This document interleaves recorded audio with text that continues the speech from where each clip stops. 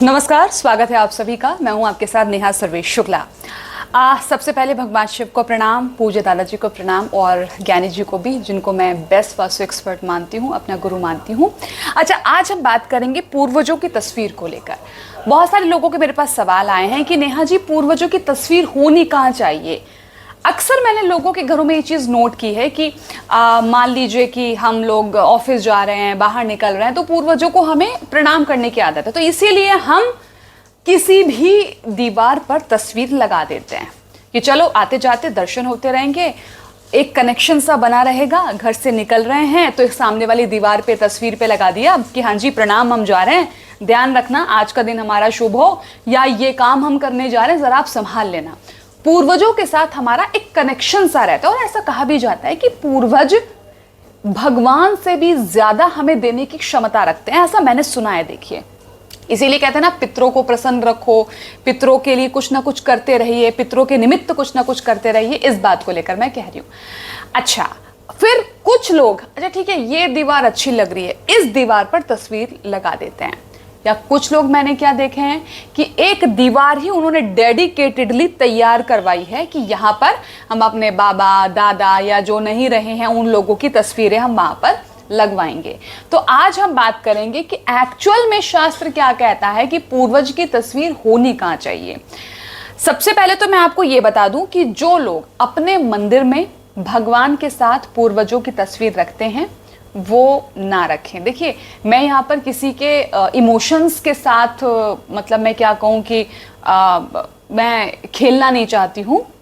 मतलब कहने का यह है कि आपकी भावनाएं जुड़ी होती हैं, क्योंकि हम पितरों को ईश्वर के समकक्ष मानने लगते हैं। इसीलिए हमें लगता है कि ठीक है भाई, हमारे पितर ईश्वर के पास ही तो चले गए, तो इसलिए हमने उनकी तस्वीरें उनके पास रखी हुई हैं। तो सबसे पहले ये लॉजिक नहीं है कि वो भगवान के पास चले गए तो हमने भगवान के समकक्ष उनको रखा हो, क्योंकि शास्त्र इस बात की इजाजत नहीं देता है।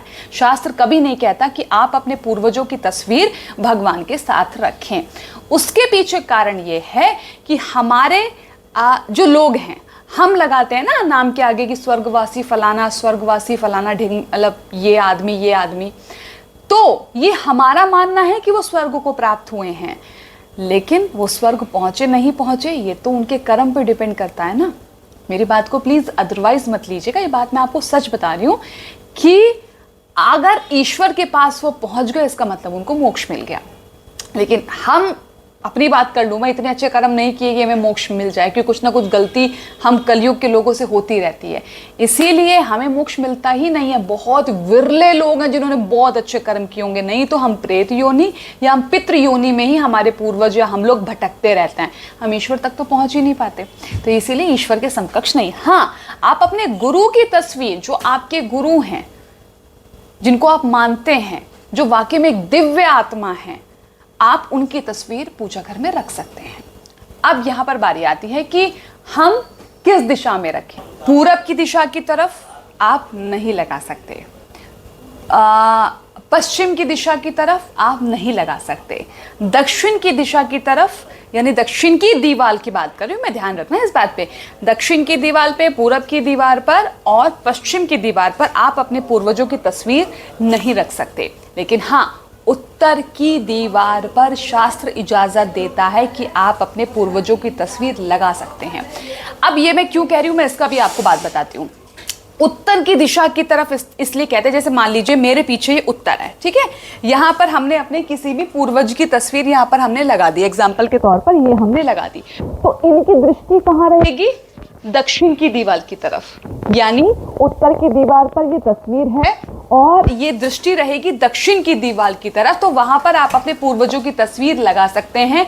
ये शास्त्रोक्त है, शास्त्र विरुद्ध नहीं है, क्योंकि जब आपके पूर्वज आपके दक्षिण की तरफ देखेंगे तो उनको दक्षिण मोक्ष की दिशा मानी गई है, दक्षिण मोक्ष की दिशा मानी गई है, आप वहां लगा सकते हैं। आप अगर देखेंगे तो जो हमारे शमशान घाट होते हैं ना, ये सब दक्षिण की दिशा की तरफ ही दिए जाते हैं हम लोगों को, क्योंकि दक्षिण की दिशा मोक्ष देने वाली कही गई। हमारे लिए कहा जाता है ना कि दक्षिण की दिशा की तरफ सर करके सो, अच्छा माना जाता है, क्योंकि वो दिशा मोक्ष देने वाली है, वो दिशा हमें निकालने वाली है, बढ़ाने वाली है। तो इसीलिए कहा जाता है कि दक्षिण की दिशा की तरफ पूर्वजों का मुंह होना चाहिए। लेकिन इसका मतलब कुछ लोग क्या करते हैं कि दक्षिण की दिशा की तरफ तस्वीर लगा देते, तो उनको लगता है कि दक्षिण की दिशा की तरफ बोला गया है, बट दक्षिण की दिशा की तरफ जब आप लगाते हैं तो उनकी दृष्टि उत्तर की दिशा की तरफ होती है। तो इस बात का आप लोग विशेष ध्यान रखें कि उत्तर की दिशा में आपको अपने पूर्वजों की तस्वीर लगानी है।